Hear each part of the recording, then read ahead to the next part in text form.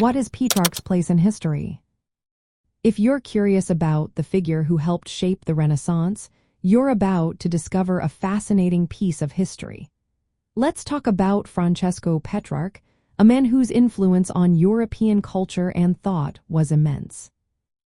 Born in 1304 in Arezzo, Italy, Petrarch was a scholar, poet, and one of the earliest humanists. He is often called the father of humanism and is credited with initiating the Italian Renaissance. Petrarch's love for ancient texts led him to search for and recover lost manuscripts from Roman and Greek authors. One of his most significant discoveries was a collection of Cicero's letters in the Verona Cathedral, which had a profound impact on his work and the broader intellectual landscape. Petrarch's poetry was revolutionary.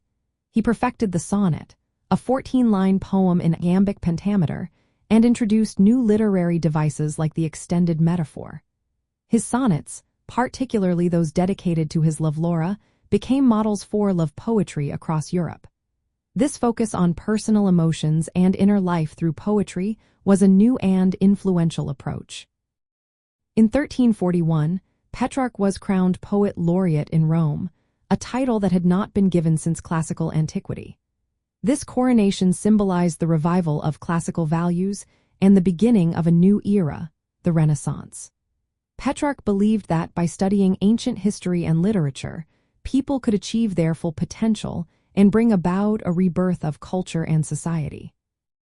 Petrarch's concept of the Dark Ages, a term he used to describe the period between the fall of Rome and his own time, was pivotal in shaping how people viewed history.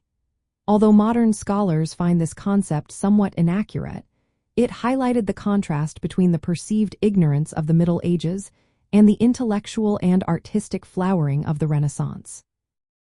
As a traveler and ambassador, Petrarch was known for his journeys across Europe, which he undertook for pleasure as well as for scholarly pursuits.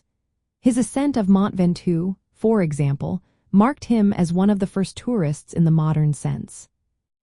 Petrarch's influence extended beyond literature to philosophy and politics.